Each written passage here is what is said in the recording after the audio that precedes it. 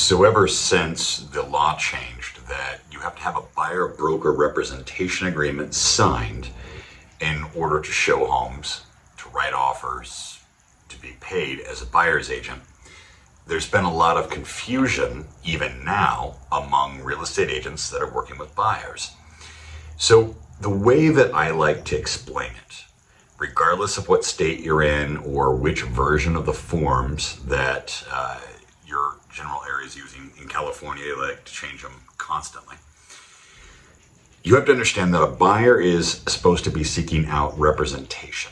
Okay, that was the first idea, mindset of changing the law, is that as opposed to a buyer seeking out a home, they should look for the representation that they want to hire in order to represent them in purchasing a home.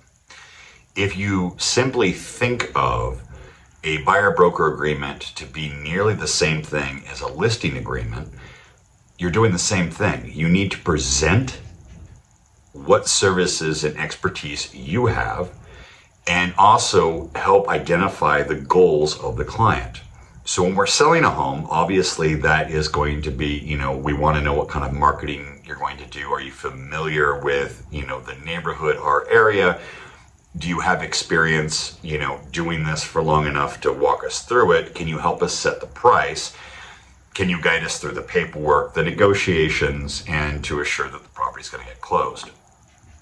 Buyer is supposed to have and always have had the same goals. I need to find somebody that's going to represent me in finding a home that I or the family really love, help us guide through the process of identifying the right kind of loan, what kind of offer should we, write, what terms, what price, are we going to be able to get insurance, who should we talk to, we're going to be able to negotiate throughout the process, overcome hurdles, inspections, maybe requests for repairs, and that we're going to be able to close it on time so that we can move in as planned. The way real estate has worked, at least the 25 plus years that I've been around, is buyers are thinking about a house and buyers agents are just there to unlock the door. So I understand that there's a disconnect with the idea of, wait, I have to have a buyer sign something and they have to agree to pay me in order to hire me. Yes, that's actually how it's supposed to work. So it's not that particularly complicated, and your mileage may vary on the forms. I know in California, right now they default to non-exclusive agreements. There's differences in who can cancel, what they need to do to cancel the agreement, but that's not really the problem. Where I see the issue with agents is not really understanding or feeling confident and being able to present this scenario, this paperwork, this business arrangement to a buyer. And without the confidence and understanding on how to do it, how are you supposed to expect the party on the other side that might be looking to hire you, how are they supposed to have confidence that they are talking to the right person to help them obtain their goals? But you guys get buried down in all the what ifs. What if this happens, or the sky is green that day, or it's 40 degrees outside instead of 70? What do I do then? And that's some of what we're going to cover now. So what's the main one? I've got these written down out of all the questions I've been asked over the last couple of weeks. What if the buyers don't have the money to pay the commission? Okay. So the basic way this works is the buyer is agreeing to pay you for the service of representing them in the purchase of a home. That's what this is. Just like when you take a listing, the sellers are agreeing to pay you upon the successful completion of selling their home a fee. The difference is the seller is usually paying that fee out of the proceeds of the sale. So they don't have to necessarily dip into a checking account or write you a check. It's usually cut from escrow or, depending on where you are, title. Well, that's not always been the case, depending on what the real estate cycle's doing. There have been plenty of cycles in the real estate market where sellers are actually having to bring money into escrow or title in order to make up the shortfall in the sale of their home. Assuming like they owe $500,000. When you add up all the expenses, let's say it's $550,000, but they're only selling the property for $500,000. So there's $50,000 that they actually do have to write a check for to meet all the obligations of the sale. I promise you, those of you that haven't been around a long time, this scenario did exist and was something that we actually did do. So it's not that different from those of us that have been around to tell a buyer, yes, you're paying for service. Now, where reality hits is obviously buyers are going to have a down payment. They've got the cost of obtaining the loan. All the other things the seller won't pay for, the inspection, the appraisal, running their credit. So, and then on top of that, we're going to throw them, that they've got to pay a percentage of commission. Sure. I understand that not all buyers are going to be able to do it. Now, the idea on how to explain this, because the first person after you freak out about, I can't ask a buyer to pay for anything. Well, actually, yes, you can. They already are paying for things. They're paying the lender. I just want you to remember that. They're paying the home inspector. Just want you to remember that. They're paying for insurance. I just want you to remember that. If they have the house rekeyed, they're paying for that. When they buy furniture, when they move in, they're paying for that. When they have the house painted, they're paying for that. They're paying for things. They're just not used to paying you. So we have to be able to explain to a buyer that, yes, they are on the hook to pay you a percentage, but they are authorizing you to ask the seller to cover all or some of that expense. And that will usually shut it down, but I'll walk you through this at the end and show you how I suggest it be presented. So what if the buyer just wants to see a home? Now, this one, I have to defer you back to your broker. If you're not in California working for Century 21 Real Estate Alliance, Century 21 Everest, Century 21 Hometown, Century 21 Crystal Sellers, or C21 Peak. Those are the offices across California that I'm a broker for. So you can ask me. But for those of you who don't work for me, you've got to talk to your broker, because the laws in your area or your broker's policies could be different. But for my people right now in California, it is legal to be able to show a home without a representation agreement. That just recently changed as of, me doing this video. I don't recommend that you do. I recommend that you have a representation agreement signed and that all parties are committed. You're committed to the buyer, buyer's committed to you, because then you can take it seriously and actually give somebody your true value and worth, knowing they're going to stick with you. But you can show a house, okay? But you cannot write an offer, and depending on how you read it, you cannot go into, let's say, pricing the home, coming up with strategy to write the offer until you have official representation. But as far as unlocking a door, hypothetically, you can slide. If you're working for me, we default to, in a pinch, call me, we'll discuss the situation, and we'll take it from there. But I would rather that this is signed before you engage in the process of showing homes with the potential of writing an offer and causing a sale. Well, what about open houses? Again, same disclaimer. But legally, there is a form in California that effectively discloses to anybody who's coming in to show or to look at the property that you represent the seller only, and they can sign in. If they refuse to, they can still view the property, because legally speaking, you as the host of the open house is there to represent the seller. You are there to facilitate the marketing and the sale of that listed property. If you happen to pick up a buyer, well, we default back to putting together a presentation for the buyer of why they should choose you for representation and have them sign the representation agreement. Well, what if the seller won't pay or pay enough? This is why, especially in California, I've watched the average commission of a buyer's agent drop from 2.25% in 2023 through 2024 to drop to 1.92%, I believe. Because what happens is you write a buyer-broker agreement asking the buyer to cover, let's say, 2.5% of the purchase price of the property. And when you submit the offer, the seller comes back and says, we'll only pay 2%. So as opposed to honoring the agreement and moving forward going, great, I'll take the 2% of the 2.5% I'm owed from the buyer. I'll take 2% from the seller. Now buyer has to come up with the 0.5%. You guys are defaulting automatically to just going, great, I'll lower my commission to just 2%. Let's get the deal done. Now, I will say that there are plenty of cases, I'm sure, where this would make sense and is probably best for all parties, yourself and the broker included, but that shouldn't be your default. Because now maybe we're only talking about 0.5%, or God forbid, only 0.25%. Speak with your lender, talk to your buyers. There are ways to make this work. And more often than not, once the buyer is able to look at the entire cost of purchasing the property from escrow or title, down payment, loan costs, everything that's tied in where they've got to wire in money before closing, find that, well, they can pull it off. So don't cheat yourself up front by just giving away your commission just because you don't know what to do.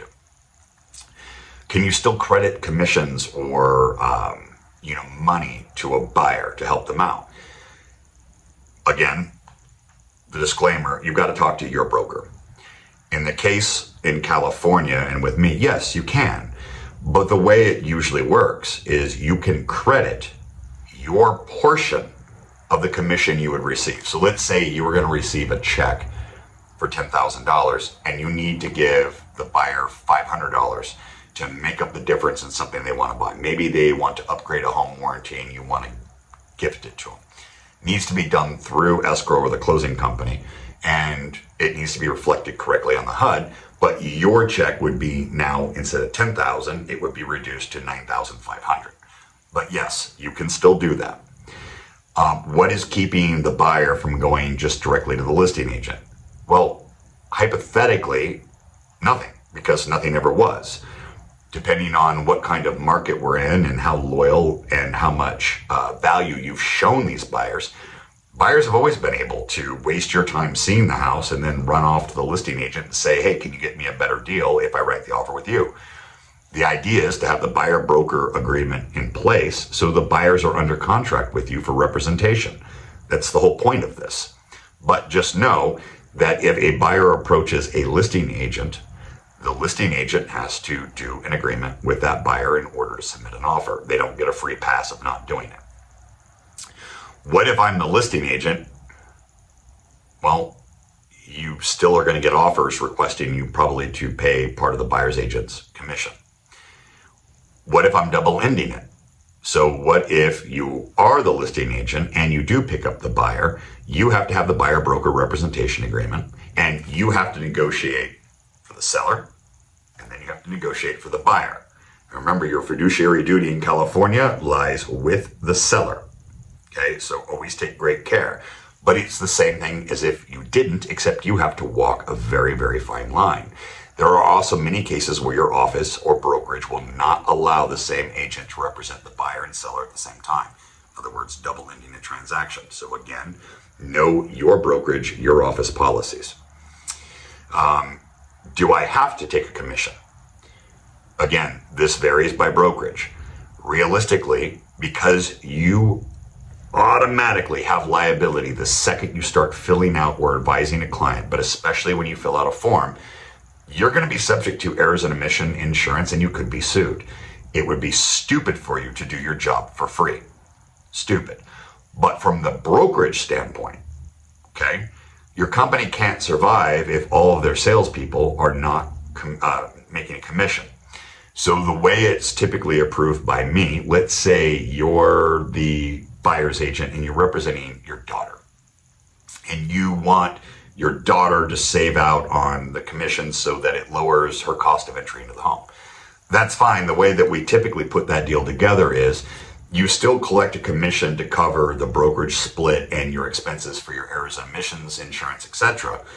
But that check that you would get, let's say we go back to the original example, that $10,000 check after all said and done that you'd get and put in the bank, you don't have to take that. That could be credited to the buyer, or you could write the offer to where you give up that portion up front in order to make your daughter's offer stand out more. Again, except for really special circumstances, that's not something I would ever recommend. Well, what if I have this agreement signed and they buy from someone else? This is where a lot of you will be disappointed. There is no magic thing that automatically dips into someone else's pocket and takes it out. You have to file something, which usually will require an attorney or a paralegal. Sometimes it's like with us, it's as easy as coming and talking to me, and we'll reach out to that buyer and go, congratulations on closing on this home. You were under contract with us, our brokerage, and you owe us this dollar amount because you purchased a home. And that's, of course, if the agreement wasn't canceled, yada, yada, yada. But you need guidance when doing this. This is not something any agent or non-primary broker can navigate on their own. Even broker associates, you really need to be in direct communication with your broker because you need to have their involvement in it. Do I have to include my agreement, my buyer-broker agreement, with the offer? The answer in California is no. Just like the buyer's agent never gets a copy of the listing agreement, think of your agreement with the buyer as a listing agreement. If the other party doesn't get it, will there be times where you have to prove the percentage the buyer agreed to? Yes, but that doesn't automatically go to the other side. Also remember, especially in California, we have a lot of the difference between concessions that the seller can offer to the buyer, and then we have the old school way we spoke, where we talked about commissions. They're not the same thing. So the way I like to describe it is commission is a percentage, usually of the sales price, that's paid to the brokerage and split with the agent of the brokerage, right? Concessions go directly to the buyer's use. Think of it like getting one of those Visa gift cards. You can use it to get food, you can use it at the grocery store, you can use it at the gas station, you can use it on Amazon, you can use it for online shopping. You can use it however you want. So if the seller is saying we will give the buyer $10,000 in concessions, it's actually up to the buyer to decide what they're going to do with that $10,000. Now that does not mean, at least in California, that they're going to get a check at the close of escrow for $10,000. That means somewhere in this transaction, there's $10,000 that the seller is giving towards the buyer's side of debits, costs that they have. They can use it to pay their obligation to their agent. They can use it to pay for their own repairs during the time of escrow. Again, talk to your broker. Having repairs done when you don't own the home is a big no-no in my book, but nonetheless. They can use it as part of the cost of obtaining the loan, et cetera, et cetera, et cetera. So how do we actually have the conversation with somebody about needing to do this? So let's say you meet a buyer, and the buyer says, hey, it's really nice to meet you. We really want to see this home. I go, great. The way I like to do it is say, why don't we sit down for a few minutes? Let's talk about exactly what it is you want. I will print out the information on this house you're interested in. I'll talk to the agent. I'm also going to see what other homes in that area might match your criteria. Can you guys come meet me at the office for about 15 minutes before we go? Oh, sure. Okay. Mr. and Mrs. Buyer, I just want to explain to you, when we are going to go see homes, the intention is to figure out value of it. I'll talk to the agent and see if they've got offers, try and get a feel for the situation, motivation for selling, their timeframes, so that should you love the house, we can put together an intelligent offer with as much information as possible. When we identify a property we really like, or maybe a couple, I'd also like to order natural hazard zone disclosure reports to make sure they're not in fire zones, and I suggest that we talk to an insurance agent so that we can make sure that the home is easily insurable, so you're not surprised at the last minute. Wait, I have to do that in the beginning before I even write the offer? I would suggest that you do. Simply because in California last year, this would be 2024, 1 out of 7 real estate transactions fell apart and did not recover with that same buyer and seller, simply due to the insurance problems. And as we're doing this, the fires in California, Southern California, are going on. It's making insurance even more expensive and harder to obtain. I think 2025, if we're not careful as agents, how we proceed with purchases and sales, of making sure everybody has all the facts up front to make intelligent decisions, we're going to see a much higher percentage than 1 out of 7. So, Mr. and Mrs. Buyer, these are all the things at the initial part, just beyond unlocking the door. But I also want to be able to run basic comparables on the home so we have an idea of where a likely appraisal will fall. And have you spoken to a lender yet?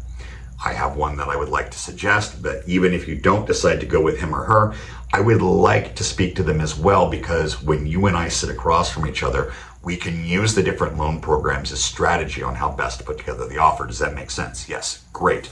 Now I want to show you this agreement. This here says that when I'm working for you, I can work for you simply as the buyer or only the seller, which in this case I don't. And there is a way that I can work for both. I can work for the buyer and seller.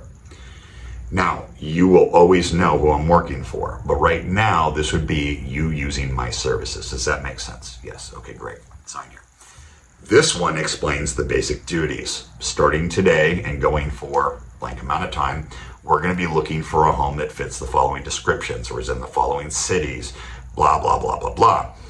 And the cost for those services is going to be, let's make up a number and say 3%. Oh, I know, I said 3%. You guys even remember what 3% is, but let's say it's 3%. You're going to get pushback right then and there. Wait, we have to pay you? Yes, you're hiring me for the service of representing you in a purchase. That's what agents do.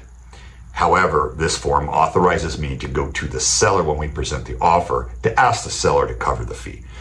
This is part of the negotiation process that we're going to do when we write the offer. First, let's find a home that's worthy of you actually writing an offer. We'll sit back down with all the facts and figures, and then you can make an intelligent decision about how you'd like to proceed. Does that make sense? The answer is usually yes. If you get what ifs, you need to know your contract because they vary state by state. And in some states, again, like California where I am, they can vary by minute sometimes. They love to change verbiage right now, constantly. But you need to understand whether you're signing an exclusive, a non-exclusive, whether it's identifying a actual address or a type of property or properties. The more concise you can make the description of the type of property, location of property, even an address, that you can make more concise that form, the better it holds up under scrutiny of law or disagreements should one of your what ifs come true and they run off and buy a property that matches that from another agent when they're under contract with you. Anyway, I hope this gives you a little bit of guidance on why this one isn't a big deal, and second, why it's so beneficial to our industry as well as the buyers. Because see, this actually does protect the buyer, because hopefully it forces the buyer to make smarter choices about who they hire to represent them in a purchase. You know, when you oversee thousands of transactions a year, which is the position I'm lucky enough to be in, you sometimes wonder when you see buyer's agents on the other side for our listings, why anybody would hire them. And I'm sure you being in the industry have seen the same thing, whether it was the listing agent or buyer's agent. We were just like, somebody hire this person, really? This will help, hopefully, calm some of that down to where, you know, when you're working with the other side, you know you're working with a professional that's been vetted by either the seller or buyer and hired. I think it's a beautiful thing. Always, if you have any questions, you can reach out to me.